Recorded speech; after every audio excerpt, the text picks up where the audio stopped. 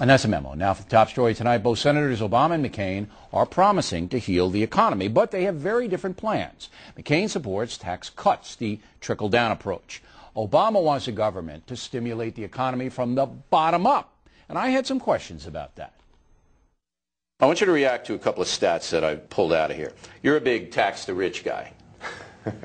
Aren't you? Just you, Bill. I know. I think you're making too much money. You and Hillary both. You just want to take my money. And you can have it. I mean, I don't care if I live in a hut. Under President Bush, the federal government derived 20% more revenue than under President Clinton. Did you know that? Well, Did you know that? The economy grew, Bill. It grew, that's right. The economy grew. So under President Bush, of course, the economy grew 19% more than Clinton. See, this is what I'm not getting about you Democrats. No. Hold on a second. 19%. Wait. Bill, hold on a second now. I mean, you know the famous saying about their lies, damn lies, and statistics. Yeah. I mean, you and we can play a statistics game. I know it's bull. I know it is. So let's be clear on the record, okay. right? During the Bush administration, yeah, there was economic growth, not as fast as during the 1990s. Okay, but there was growth during the Bush administration. But what happened was that wages and incomes for ordinary Americans, the guys who watch your show, yeah, the guys who you advocate for and you speak for on this show, right, their wages and incomes did not go up. Why? They went down. You know why? And the reason they went down is because most of the corporate profits and increased productivity went to the top, not just 1%, but the top 1/10%. Well, let me submit to you that you're wrong. And part of make your argument. We have been studying this issue because we want to be fair and balanced and give all sides. Right. The reason that wages have been depressed, and they're not that much, it's about $400 or $500 for the Bush administration, real wages up, and about $2,000 under the Clinton administration, is because there are 10 million immigrants, new immigrants, in the workforce, most of whom are illegal aliens. Bill, those 10 million with their salaries have brought it down. But again, that's statistics. But let's get back to the tax the rich. So let me just finish making my point. The fact is, for people in your income bracket and mine, now we both come from humble beginnings, and we were talking before the show, the fact that only in America could we have this success. Absolutely. And I am not somebody who begrudges that success. I want people with good ideas. But you want 50% of my success? No, I don't. Yeah, you do. No, I don't. That's your tax rate. That is not 50. true. I'm paying 50 if you get elected. What I have said is that I would take your marginal rate back to what it was under Bill Clinton. Yeah, right now 39. 36, you go back to 39. Right. You can afford that. That's point number one. In exchange, I'm cutting taxes for 95% of Americans.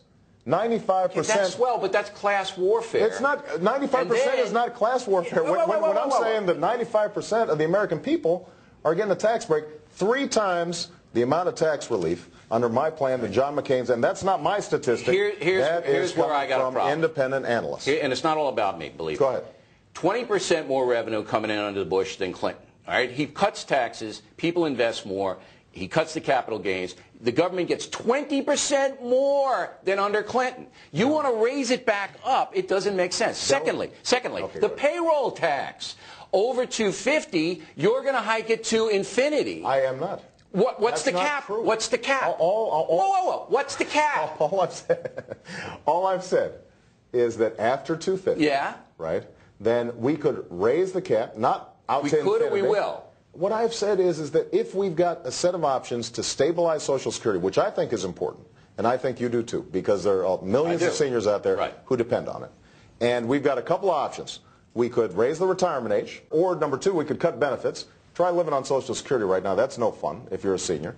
Number 3, we could just do nothing, in which case, in the out years, Social Security will be. Let me finish my point, Bill.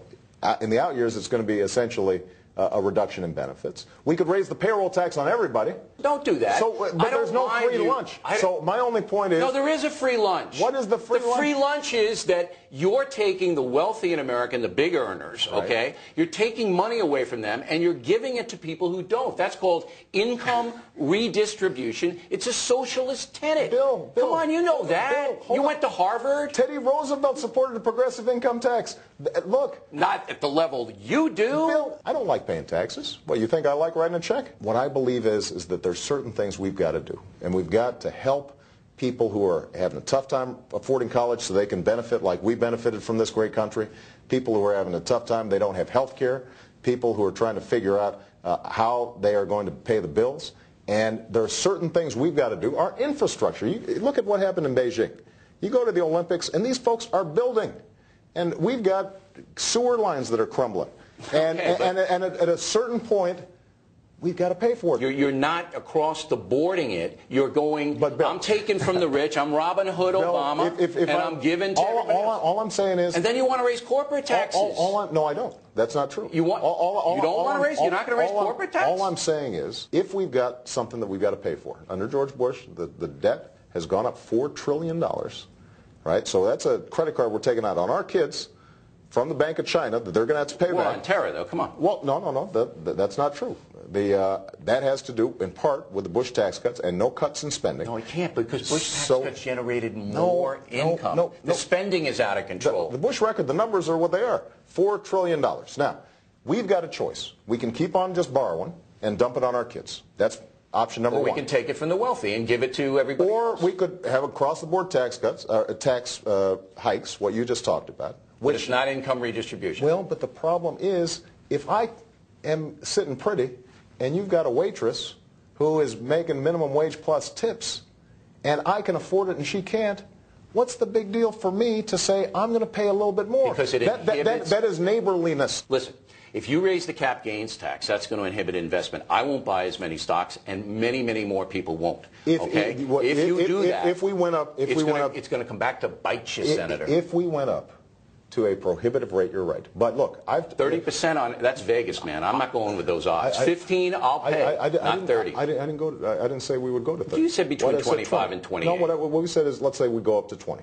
I've talked. 20 is okay. Not 25. Okay. Well, you and I agree. All right. All right. We made economics exciting. Now tomorrow it's Reverend Wright and the associations, which is, I think that was lively.